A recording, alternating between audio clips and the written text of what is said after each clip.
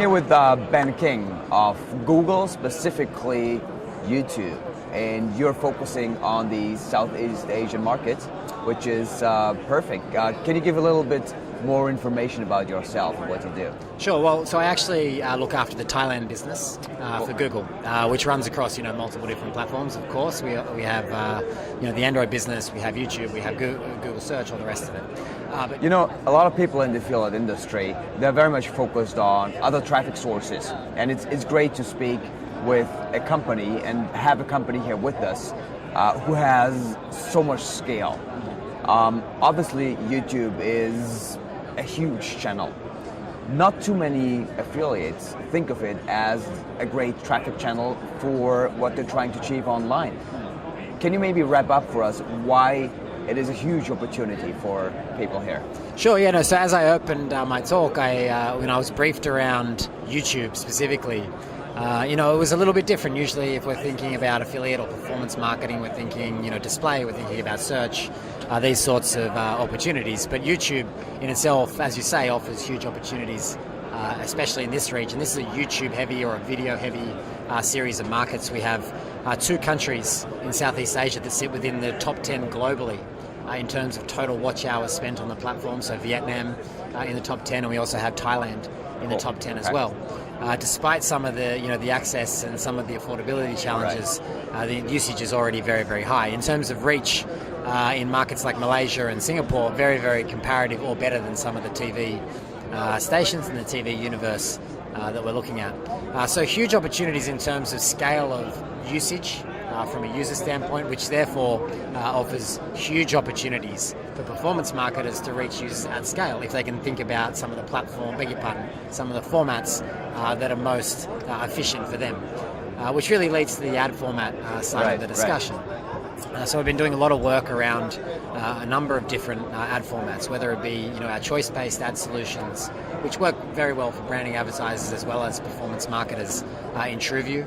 And then we've run into a number of different vertical solutions as well in TrueView Shopping and also our app promo activity as well.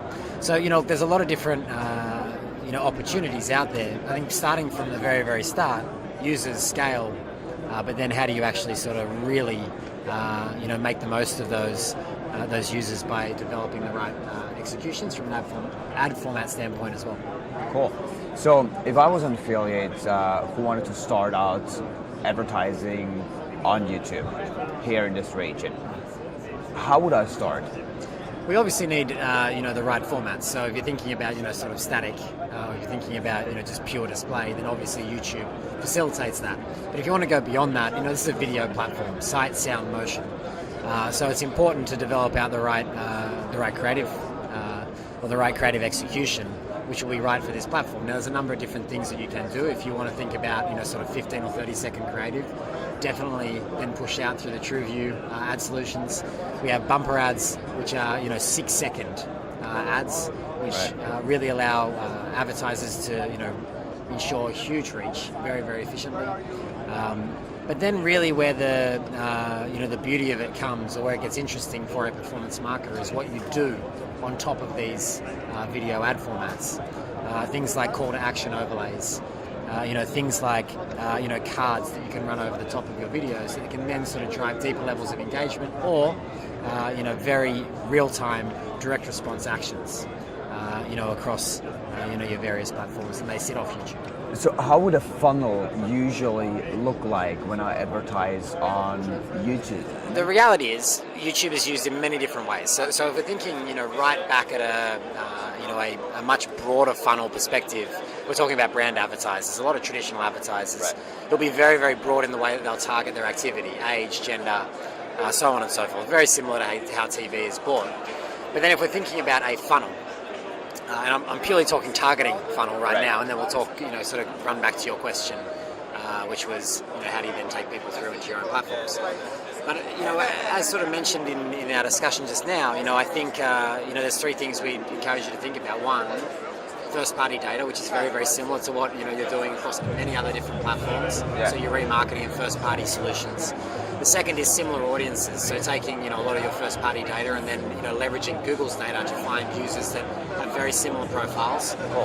And then thirdly, people that are in market for whatever you're trying to sell. Right? So YouTube as a platform is being used more and more as a research platform, as a discovery platform, as opposed to just entertainment. So there's a lot of different opportunities to target segments of people that are in market for what you're trying to sell. So those three things, those three principles are how we would start, or how we would consider starting from performance marketer. Start very low end. Your first party data, similar audiences, and then people who are in market, for what you're trying to sell.